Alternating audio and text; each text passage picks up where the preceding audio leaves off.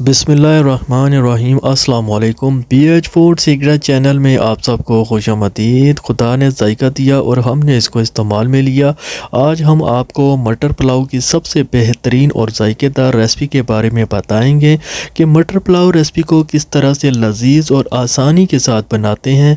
मटर पुलाव रेसिपी की मुकम्मल वीडियो देखने से पहले आपसे रिक्वेस्ट है कि प्लीज़ चैनल को लाइक, कमेंट और सब्सक्राइब कर दिया करें। साथ लगे बेल को भी क्लिक करें ताकि मेरी हर आने वाली नई वीडियो की रेसिपी आप तक सबसे पहले पहुंचे। बिस्मिल्लाहिर्रहमानिर्रहीम। ये मेरे पास 2 किलो चावल हैं जो कि बाज़ार से मैंने अच्छे वाले लिए थे। चावलों को साफ़ करने के बाद पानी में डिप करके रख देंगे तकरीबन 20 मिनट तक। चूल्हे पे बड़े वाला पतीला रख देना है और इसमें कुकिंग ऑयल शामिल करेंगे 5 बड़ी चम्मच हांडी वाली। और ऑयल शामिल करने के बाद इसमें प्याज लंबाई में बारीक कटे हुए तकरीबन 2 बड़े साइज़ वाले ऐड करेंगे और इन प्याज को हल्का सा ब्राउन करना है। प्याज का ब्राउन होने के बाद इसमें फ्रेश लहसुन अदरक का पेस्ट तकरीबन 1.5 चम्मच खाने वाली बनती है और इसको भी हमने 2 मिनट तक फ्राई करना है। फ्राई होने के बाद इसमें थोड़ा सा पानी ऐड करेंगे ताकि ये मसाला जो हम तैयार कर रहे हैं इसमें कोई जलाव ना आए। नमक ऐड करेंगे हस्बे जायका तकरीबन 3 चम्मच खाने वाली। इसको हमने थोड़ा सा हिलाना है, पकाना है। और इसके साथ ही हमने कुटी हुई लाल मिर्च तकरीबन 2.5 चम्मच और ये लाल मिर्च का पाउडर 1 चम्मच, पौना चम्मच हल्दी ऐड करेंगे। अच्छे से मिक्स करते जाएंगे। मिक्स करने के बाद इसमें हमने फिर से थोड़ा सा पानी डालना है ताकि जो हम मसाले की जो बुनाई है वो एक अच्छे तरीके से तैयार हो सके।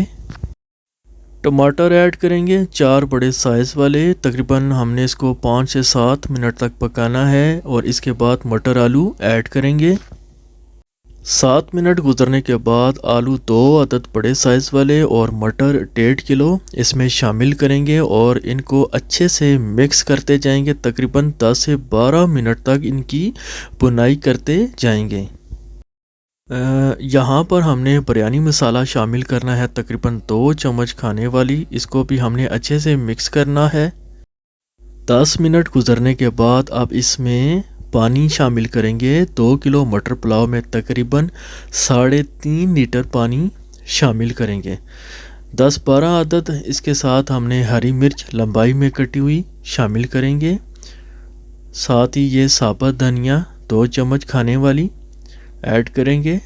चाइनीज़ नमक 1 चम्मच खाने वाली ये भी ऐड करेंगे बेहतरीन जायके के लिए।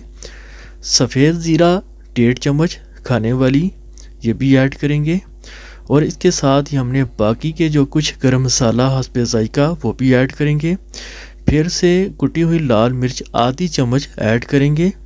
थोड़ा सा हिलाकर आंच को हाई कर लेंगे ताकि पानी में बॉयल आ जाए और इसके साथ ही हमने इसको कवर कर देना है। ढक्कन को उठाएंगे और ये देखें माशाल्लाह पानी में बॉयल आ चुका है।